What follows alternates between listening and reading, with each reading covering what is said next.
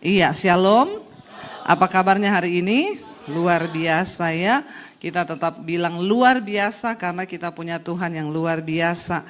Iya, saudara, kita ada di bulan ya merayakan pencurahan Roh Kudus ya di dalam tema besar yaitu ya Roh Kudus dan iman ya. Orang percaya bagaimana pengaruh Roh Kudus dan juga pertumbuhan iman. Tetapi hari ini ada satu subtema kecil yang diberikan gereja yaitu mengobarkan karunia roh di dalam hidup kita.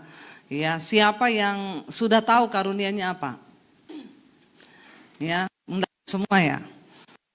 Pengajar, penginjil ya, tapi jangan pengejek ya. Karena itu enggak masuk dalam karunia Roh Kudus. Iya, saudara, Roma pasal 12 ayat ini diambil dari Roma pasal yang ke-12. Kita baca, kayaknya tidak afdol kalau tidak dari ayat yang pertama ya, supaya kita tahu konteksnya satu perikop itu sedang berbicara tentang apa. Buka bersama Roma 12 ayat yang pertama, kita baca nanti sampai ayat yang ke-8. Secara bergantian, persembahan yang benar judul perikopnya. Karena itu saudara-saudara, demi kemurahan Allah aku menasehatkan supaya kamu mempersembahkan tubuhmu sebagai persembahan yang hidup, yang kudus dan yang berkenan kepada Allah. Itu adalah ibadahmu yang sejati. 2, janganlah kamu menjadi serupa dengan dunia ini, tetapi berubahlah oleh pembaharuan budimu sehingga kamu dapat membedakan manakah kehendak Allah, apa yang baik, yang berkenan pada Allah dan yang sempurna. Berdasarkan kasih karunia yang dianugerahkan kepadaku, aku berkata kepada setiap orang di antara kamu. Ini Rasul Paulus menulis karena dia mendapat ilham dari Roh Kudus. Ya, janganlah kamu memikirkan hal-hal yang lebih tinggi daripada apa yang patut kamu pikirkan, tetapi hendaklah kamu berpikir begitu rupa sehingga kamu dapat menguasai diri menurut ukuran iman yang dikaruniakan Allah kepada kamu masing-masing. 4, kita mempunyai banyak anggota, tetapi tidak semua anggota itu mempunyai tugas yang sama. Demikian juga kita, walaupun banyak, adalah satu tubuh di dalam Kristus, tetapi kita masing-masing adalah anggota yang seorang terhadap yang lain. 6, demikianlah kita mempunyai karunia yang berlain-lainan menurut kasih karunia yang dianugerahkan kepada kita.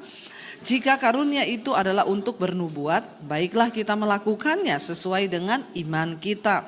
Jika karunia untuk melayani, baiklah kita melayani. Jika karunia untuk mengajar, baiklah kita mengajar. 8, jika karunia untuk menasehati, baiklah kita menasehati. Siapa yang membagi-bagikan sesuatu, hendaklah ia melakukannya dengan hati yang ikhlas. Siapa yang memberi pimpinan, hendaklah ia melakukannya dengan rajin. Siapa yang menunjukkan kemurahan, hendaklah ia melakukannya dengan sukacita. Jadi saudara, di dalam pasal ini Rasul Paulus sedang berbicara kepada jemaat yang ada di Roma. Ya, banyak jemaat di sana. Dan tadi seperti yang sudah disampaikan Bapak Gembala tentang Rasul Paulus mengajarkan pada jemaat, ingat loh, setiap kita ini diberi karunia yang berbeda-beda. Ya, tidak semua itu sama. Saya bahkan dengan suami saya itu karunia kita berbeda. Ya, karena Tuhan menciptakan kita juga itu dengan ya warna dan karakteristik yang berbeda. Saya ini merah, orang koleris ya, pemberani. Kalau ngomong ceplas-ceplos, tidak demikian dengan suami saya. Suami saya itu hijau, flegmatik. Ya, orangnya tenang, walaupun dia nggak senang, dia nggak bisa ngomong nggak senang di depan orang. Ya, disimpan, saudara. Ya, beda dengan saya nggak senang, saya bilang saya nggak senang loh kamu kayak gitu. Nah, jadi nggak bisa disamakan. Ya, suami saya pendamai. Nah, saya api, dia air. Karunia pun kita berbeda. Nggak bisa sama, setiap orang pasti berbeda. Saudara suami istri juga kan berbeda kan? Atau sama? Sama semua ya. Kalau suami G, istri G. Ada yang begitu sini enggak kan? Kita ini berbeda Tuhan beri. Itu juga mempengaruhi karunia. Tuhan itu adil dan dia itu ajaib menciptakan kita itu supaya saling melengkapi. Ya, kalau semua orang merah sama kayak saya, sudah terjadi perpecahan di dunia ini, perang sudah. Makanya itu Hitler, ya, dia merah saudara. Ya, tapi kalau semua juga orang hijau, maka dunia ini enggak ngapa-ngapain. Ya, diam saja. Kalau semuanya orang warnanya kuning, semua ketawa terus, enggak ngapa-ngapain juga. Jadi Tuhan itu ajaib mempertemukan, menciptakan, semua ada plus minusnya, tapi untuk saling memperlengkapi. Nah, Rasul Paulus ngomong kepada jemaat, kita ini di dalam melayani Tuhan, kita punya karunia yang beda-beda. Ya, kalau kamu diberi karunia untuk melayani, ya kamu harus melayani. Kalau kamu diberi karunia untuk bernubuat, ya hendaklah kamu melakukannya sesuai dengan iman masing-masing. Ya, jadi karunia ini saling memperlengkapi saudara. Makanya dalam satu komunitas ada yang ya dia itu suka gitu loh. Kalau enggak usah disuruh, nanti aku bawa kue ya. Ini karunia melayani. Nanti saya bawa makanan ya. Tapi ada yang kamu bawa makanan, enggak usah. Enggak ada duit. Padahal ada duit. Nah, itu bukan karunianya memang. Ditambah sama pelit. Nah, itu bukan karunia itu ya. Jadi kita lihat di gereja pun saudara, ya memang ya Tuhan itu memperlengkapi gereja Tuhan supaya ya kita saling melengkapi. Banyak anggota tetapi menjadi satu tubuh. Jadi lalu dikatakan di sana ada karunia mengajar. Saya tidak akan lama berbicara tentang karunia ini. Saudara nanti ya bertanya atau ikut tes. Biasanya di gereja itu ada tes karunia. Ya, tes karunia itu dilakukan supaya saudara tahu. Tapi sebenarnya nggak dites pun saudara tahu kok. Ya, saya ini kok suka ngajar ya. Kalau ngajar ngomong sama anak-anak atau apa ini kok, oh saya ini berarti pengajar. Penginjil, pengkhotbah belum tentu pengajar. Saya ini pengkhotbah tapi saya bukan pengajar. Saya disuruh ngajar lama-lama stres saya. Ya. Seorang pengajar juga bukan pengkhotbah. Kalau saudara dengar pengajar khotbah, saudara tidur. Jadi saudara, di dalam Alkitab itu dikatakan bahwa tidur saudara. Nah, Tuhan itu memberi karunia yang beda-beda. Kita harus mengerti karunia itu. Tapi saya mau titik beratkan di sini. Saudara perhatikan Roma pasal 12 ini. Sebelum Rasul Paulus menyuruh kita mengobarkan karunia-karunia roh. Dia bilang nomor 1 apa? Demi kemurahan Allah, kita balik ke ayat yang pertama. Aku menasihatkan kamu supaya kamu mempersembahkan dulu apa? Tubuhmu yang hidup, yang kudus, yang berkenan kepada Allah. Itu persembahan yang sejati. Banyak orang masuk ke gereja sudah dengan karunia-karunia. Tapi lupa mempersembahkan hidupnya, tubuhnya kepada Tuhan sebagai persembahan yang hidup, yang kudus. Disinilah letak kegagalan sehingga banyak orang itu punya karunia hebat. Tapi kelakuannya setan. Iya saudara. Ya, bahkan kemarin saya dengar ada pendeta bilang, ya saudara tuh jangan menghakimi pendeta. Pendeta itu sebelum dipilih sama Tuhan, dia tuh berdosa, homo, najis, bersinah. Ya ini gak bisa hilang. Jadi kalau pendetanya jatuh dalam dosa, saudara gak boleh menghakimi. Saya bilang pret. Saudara, kalau orang mempersembahkan hidupnya kepada Tuhan, tubuh kepada Tuhan, kita memang tidak luput dari dosa. Saya masih berdosa gak? Masih, tapi saya gak selingkuh. Itu keterikatan. Kalau orang mempersembahkan hidup dan tubuhnya sama Tuhan, dia pasti dilepaskan nomor 1. Amin. Jadi kalau orang belum dilepaskan, makanya saya komen, ya jangan jadi pendeta. Kalau masih suka najis, selingkuh, homo, ya janganlah naik di mimbar dulu. Loh, untuk menjadi pelayan Tuhan itu ada kriteria dari Tuhan loh. Ya, bukan sembarangan. Kita semua masih berdosa. Tuhan bilang kalau kamu bilang kamu gak berdosa, maka kamu menjadikan Tuhan pendusta. Saya masih berdosa gak? Masih. Saya kadang masih marah sama orang. Tapi itu bukan keterikatan dosa. Itu kejatuhan. Kita kadang sirik sama orang. Aduh, ini orang kok kayak begini ya. Ih, jengkel aku. Tapi Roh Kudus ngomong, jangan begitu loh. Bertobat. Oh ya Tuhan, ampuni. Ini dosa yang diampuni Tuhan. Tapi kalau kau selingkuh, ya terus minta dimaklumi sama jemaat, ya maklumlah, jangan hakimi pendeta. Ya kau turun dari mimbar, jangan pelayanan. Karena kau belum mempersembahkan tubuhmu sebagai persembahan yang hidup, yang kudus dan yang berkenan kepada Allah. Ketika kita sudah mempersembahkan hidup dan tubuh kita, barulah karunia-karunia roh itu diaktifkan. Nah kalau sudah penuh karunia tapi nggak ada buah karakter, nabi palsu. Bisa nggak orang punya karunia tapi nggak ada karakter? Bisa. Makanya itu yang Yesus bilang, ketika aku datang kembali kedua kali dunia ini, orang-orang ini maju yang punya penuh karunia. Tuhan, aku ini bernubuat demi namamu loh Tuhan. Aku menyembuhkan orang sakit demi namamu. Aku bangkitkan orang mati demi.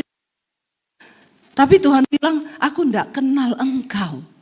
Karena kau pembuat kejahatan. Ini terjadi, ini yang begini-begini saudara. Kenapa Rasul Paulus memulai start awal di pasal ini dengan apa? Persembahkanlah tubuhmu sebagai persembahan yang hidup, yang kudus, yang berkenan kepada Allah. Itu ibadahmu yang sejati. Jangan kejar karunia dulu sebelum kita mengerti tentang ibadah yang sejati. Karena ini penting saudara. Kalau saudara itu punya karunia tapi saudara nggak ngerti tentang ibadah yang sejati, mempersembahkan tubuh ini, ya orang-orang ini akan ditolak sama Tuhan. Ya, yang tidak dikenal sama Tuhan. Kita perlu saudara untuk sungguh-sungguh meminta kepada Tuhan hari-hari ini. Supaya nomor satu, kita mengerti dulu arti ibadah yang sejati ini. Mempersembahkan tubuh ini. Tubuh itu artinya apa? Mulut, ya, pikiran, jiwa kita, perbuatan kita, semua kita persembahkan dulu bagi Tuhan. Setelah kita dikuduskan, lalu kita dibenarkan, ya baru saudara kita minta Tuhan, ya beri aku, kobarkan karunia-karunia roh yang ada dalam diriku. Ya bahkan Rasul Paulus bilang ayat yang kedua, dia bilang apa? Janganlah kamu menjadi serupa dengan dunia ini, tetapi apa? Berubahlah oleh pembaharuan budimu sehingga kamu dapat membedakan manakah kehendak Allah, apa yang baik, yang berkenan kepada Allah dan yang sempurna. Lah kalau pendeta masih buat dosa terus, najis, selingkuh, homo, terus minta dimaklumi, ya berarti kamu itu tidak bisa membedakan mana kehendak Allah. Apa yang baik, terus apa yang mau kamu ajarkan ke jemaat? Ya sesat semua nanti jemaatmu. Makanya ada pendeta bilang, saya nonton film porno, nggak nonton. Saya juga masih manusia, kok dikirim saya nonton. Jadi jemaatnya berantem. Ya suami istri, suaminya bilang, kamu tuh ngelarang-ngelarang saya nonton film porno. Pendeta gembala kita aja nonton loh. Yes no. Ya istrinya telepon saya. Lah Bu, ini bagaimana kalau pendeta kayak gini, pindah gereja, sesat itu. Lah jemaat suruh ikut kedagingan saudara. Ya, karena pendetanya ngomong, lah saya masih manusia, saya suka nonton. Lah akhirnya jemaatnya jadi berantem, istrinya bilang saya suruh suami saya hidup kudus, pendetanya ngomong dia aja nonton. Nanti lama-lama pendetanya bilang, nggak apa-apa selingkuh, saya juga selingkuh kok, yang penting nggak ketahuan. Ini kan saudara menyesatkan ya.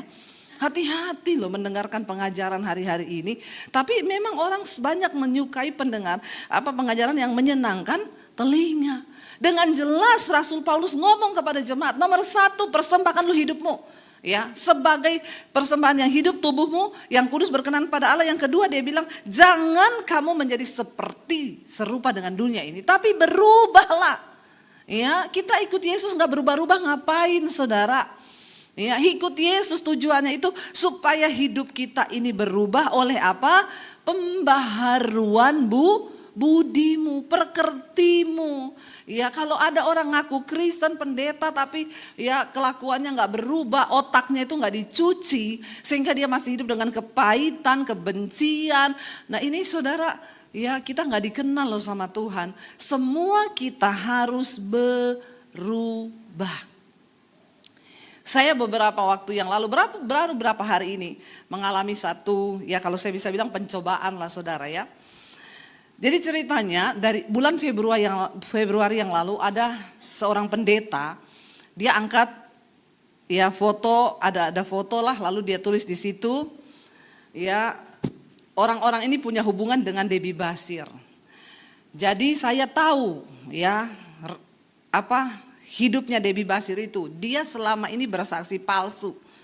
Dia bohong tentang kisah hidupnya, bahwa dia diusir dari keluarganya, itu semua tidak benar. Itu adalah sebuah kebohongan hanya karena dia pengen dapat uang banyak. di dunia pelayanan. Lalu di situ dikomen lah oleh orang-orang Kristen dan beberapa hamba Tuhan yang tidak ada Roh Kudusnya. Karena ikut nimbrung dalam fitnahan itu saudara. Oh iya tuh makanya banyak. Lalu orang teks saya, Ibu Debbie Basir, tolong klarifikasi nih. Saya tulislah di dalam komentar itu, maaf ya ini cerita ini dari mana cerita ini ya.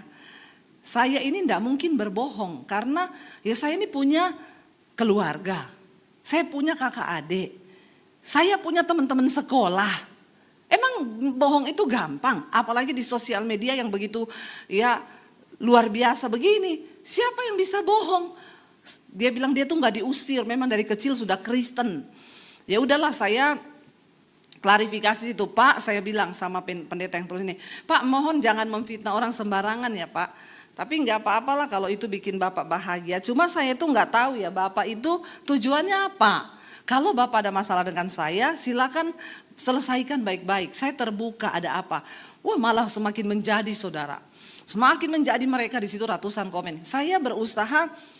Suami saya bilang gini, Say kamu itu sekarang kan public figure ya. Walaupun saya juga enggak kepengen jadi public figure ya. Tapi ya kalau Tuhan sudah bawa begini kita juga enggak bisa mundur ya. Lalu suami saya bilang public figure itu enggak semua orang suka. Ya coba kamu bayangkan kayak ya artis-artis itulah kan banyak juga yang menghujat mereka. Jadi cuekin aja. Tapi terganggu enggak saudara? Ya terganggu loh sebagai manusia hati kita ini kan ya terganggu gitu. Saya kadang malam nggak tidur, saya baca-baca lagi tuh statusnya, ini mau orang ini apa ya? Apalagi setiap ada yang komen kan muncul lagi saudara. Ya, saya bilang maunya orang ini apa? Waktu pertama kali saudara saya berdoa, ya saya diingetin Roh Kudus doakan orang itu. Tak doain loh, saya sebut namanya Tuhan, berkati orang ini Tuhan. Dan tolong jaga hatiku Tuhan supaya enggak tercemar. Dari bulan Februari saya sudah lupa saudara. Walaupun masih banyak yang kirim, Bu ada orang yang jelek-jelekin, biarin saja. Yang penting Tuhan tahu kebenarannya. Saya cuekin, bulan Maret lebih gila lagi dia lakukan. Dia angkat foto saya sekeluarga, bahkan video kami waktu di Jepang satu keluarga. Tulisannya begini, pendeta hedon sukanya jalan-jalan ke luar negeri pakai uang gereja. Menghabiskan uang gereja untuk liburan pribadi. Masuk lagi saudara, ratusan orang sakit jiwa di situ komen. Ya, orang-orang yang nggak ngerti kebenarannya. Loh saya ini pakai uang gerejanya siapa? Saya bukan gembala. Ya, saya nggak pernah minta uang perpuluhan. Uang gereja yang mana? Saya YouTuber. Ya. Terus saudara, kenapa saya upload foto kami di Jepang itu? Karena saya tuh baru ngomong gini sama suami. Kita ini belum pernah loh ke Jepang ya. Padahal itu deket ya, malah ke Amerika yang jauh-jauh sudah.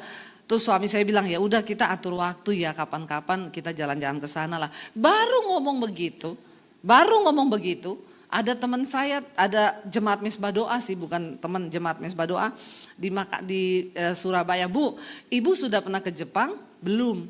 Ayo ikut yuk, saya mau lihat anak ke Jepang. Sini paspor.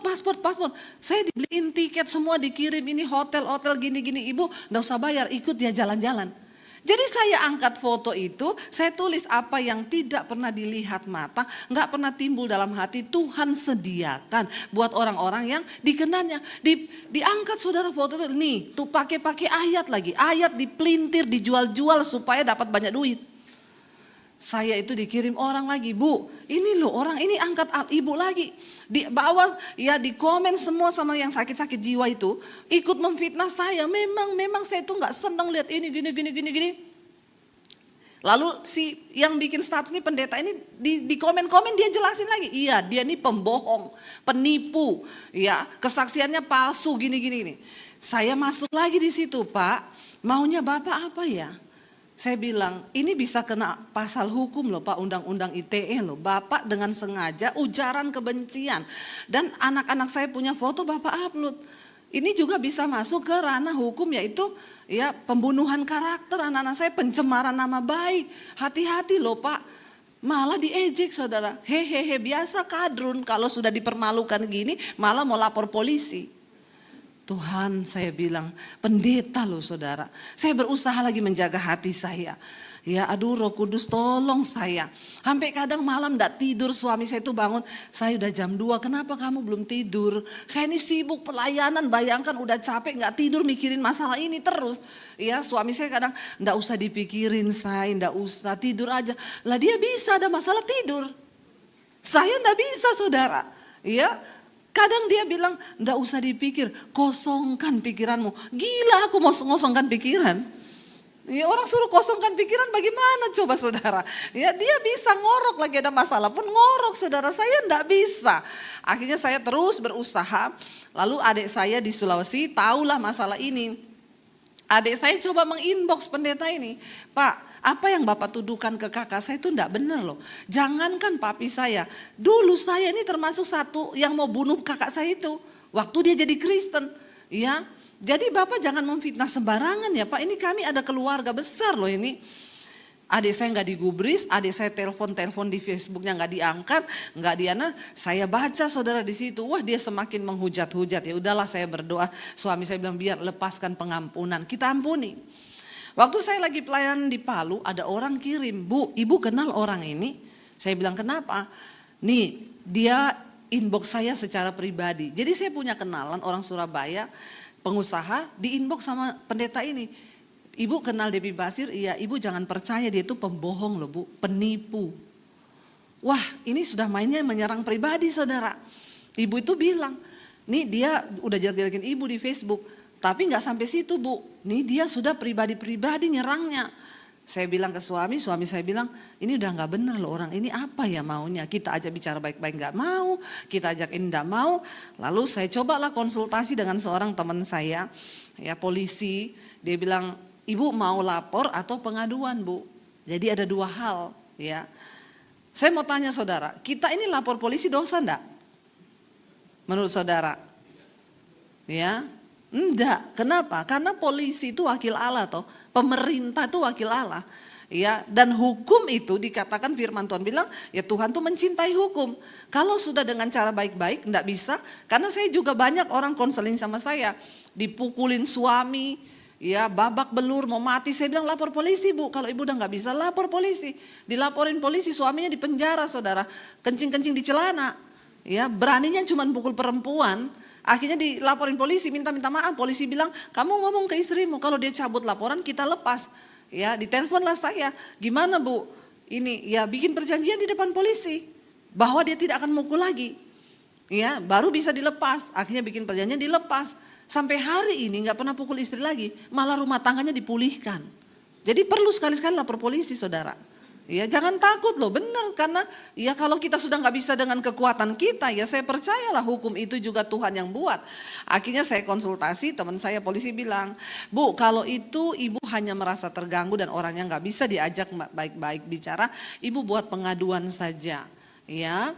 Nanti kalau memang orangnya itu tidak mau dengar, baru itu laporan. Ternyata kalau pengaduan itu adalah kita atur damai. Kalau orangnya mau berdamai. Kalau orangnya nggak mau berdamai, itu namanya kita laporkan. Kalau laporkan itu dia langsung dipenjara kalau ada bukti memang semuanya valid. Saya kirimin semua bukti-buktinya dia saudara. Teman saya bilang lapor aja, pengaduan aja Bu. Suami saya bikinlah pengaduan. Ini perbuatan tidak menyenangkan, ujaran kebencian, pencemaran nama baik. Ya sudah kita bikin sesuai dengan arahan dari teman saya. Kita kirimlah saudara ya ke Blitar karena orangnya ada di Blitar.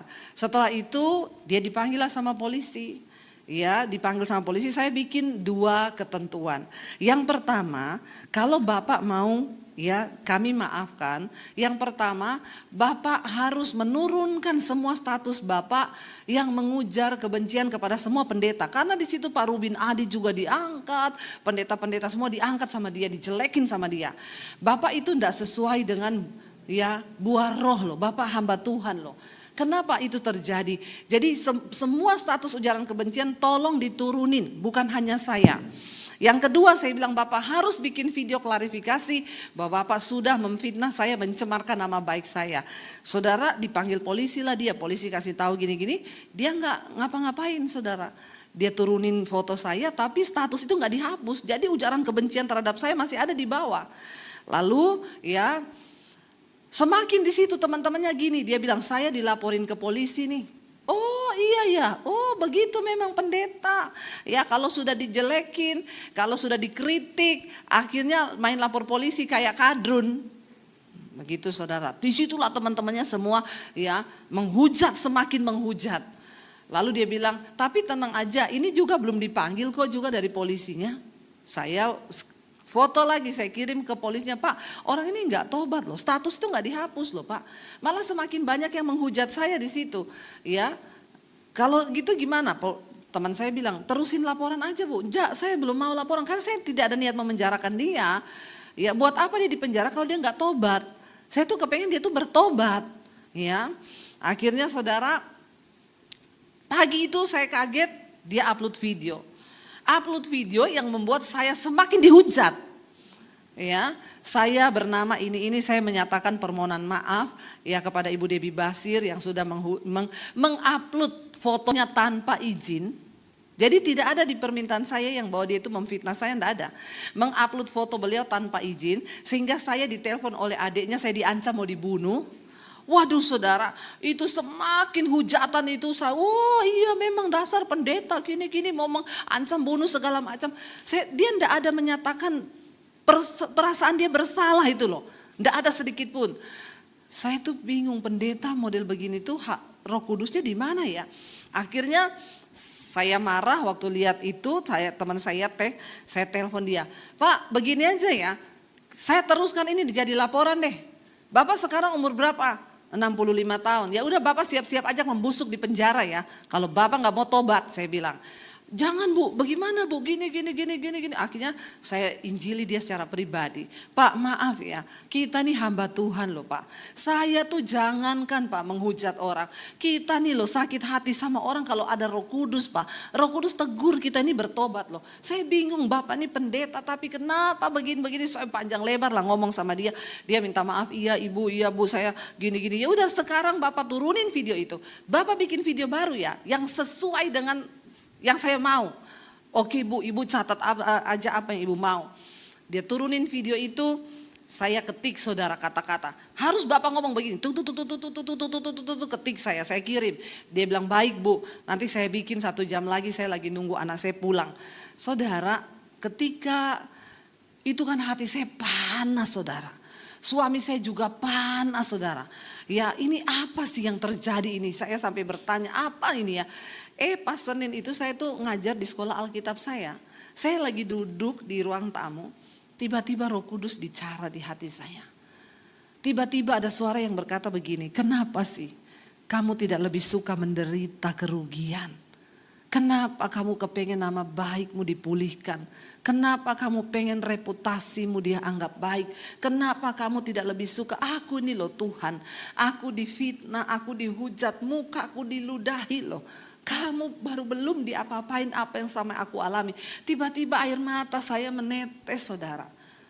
Roh Kudus bilang, kenapa kamu suruh dia bikin video, kenapa kamu marah-marahin dia, kenapa kamu begini. Saya jadi nangis saudara, terus akhirnya saya dengan bercucuran air mata. Roh Kudus tuh ngomong, abis ini kamu mau ngajar di sekolah anak-anakmu. Apa yang kamu mau ngajarkan kepada mereka kalau kamu tuh sombong. Saya dengan berlinang air mata saya cepat ambil HP, saya telepon orang itu. Saya bilang, Pak, saya minta maaf sama Bapak, saya salah Pak, saya sombong, saya angkuh. Bapaknya malah bingung. Dia bilang, loh Bu kenapa Bu? Bu please Ibu jangan minta maaf Bu, saya yang salah. Enggak Pak, saya ditegur sama Roh Kudus, betapa sombongnya saya. Saya minta ampun sama Bapak, jangan upload video apapun. Saya sudah tidak peduli orang mau menghujat saya, orang mau menghina saya. Itu biar mereka berurusan dengan Tuhan Pak. Tapi saya mau belajar mengejar perkenanan Tuhan. Buat apa saya punya karunia hebat kalau ternyata saya kedapatan di hadapan Tuhan saya tidak berkenan. Saya mohon ampun Pak, saya minta maaf. Lalu saya berdoa buat dia, di telepon saudara. Ya bahkan hari ini saya ikut menopang pelayanannya dia. Coba saudara, ya sampai bingung dia sampai bilang begini, Bu saya minta maaf ya. Ternyata Ibu Debbie itu benar-benar hamba Tuhan. Lah selama ini kau pikir saya hamba hantu? Dalam hati saya saudara ya. Ternyata Ibu benar-benar saya baru ketemu loh ada hamba Tuhan seperti Ibu. Saya bilang saya cuma mau bilang sama Bapak. Hilangkan kebencian di hatimu Pak. Bapak upload di sosial media itu mending yang baik-baik tentang pelayanan Bapak. Jangan kebencian lalu Bapak membuat orang lain berdosa ikut nimbrung di status Bapak. Kita ini tidak memberi teladan bagaimana Roh Kudus. Makanya saudara, karunia tanpa ada buah roh percuma. Ya, memang karunia itu diperlukan. Tetapi mari Rasul Paulus bilang jangan menjadi serupa dengan dunia ini. Jadi saya bilang sama dia, saya tidak akan melaporkan Bapak. Saya anggap kasus ini selesai sampai di sini, terserahlah. Ya Bapak mau jelekin saya, teman-teman Bapak juga mau menghakimi saya. Biar mereka berurusan dengan Tuhan Pak. Saya mohon maaf Pak. Saudara, ya kita melihat bahwa penting, kenapa Rasul Paulus mengingatkan kepada jemaat, persembahkan dulu tubuhmu. Ya, baru engkau kobarkan karunia-karunia rohmu itu. Supaya apa saudara? Supaya ketika Tuhan datang kita ini tidak tertinggal. Buat apa kita punya karunia, tapi ketika buah roh itu tidak ada dalam hidup kita. Ya, kenapa? Buat apa saudara? Roh Kudus itu ada dalam hidup kita untuk mengingatkan kita. Saya undang para imam musik maju ke depan untuk membuat kita ini semakin, nah ketika kita hidup dalam perkenanan, tidak menjadi serupa dengan dunia ini, mempersembahkan tubuh yang hidup yang kudus, lalu ada urapan Roh Kudus bekerja, kita akan jadi orang-orang yang powerful. Kenapa saudara? Tuhan tuh ngomong begini, kenapa banyak sekali orang-orang yang bersaksi kepada saya, Bu saya bertobat waktu dengar khotbah Ibu. Kenapa? Karena saya lebih dulu bertobat sebelum saya berkhotbah. Firman yang disampaikan dengan pertobatan dan pengalaman pribadi itu berbeda saudara.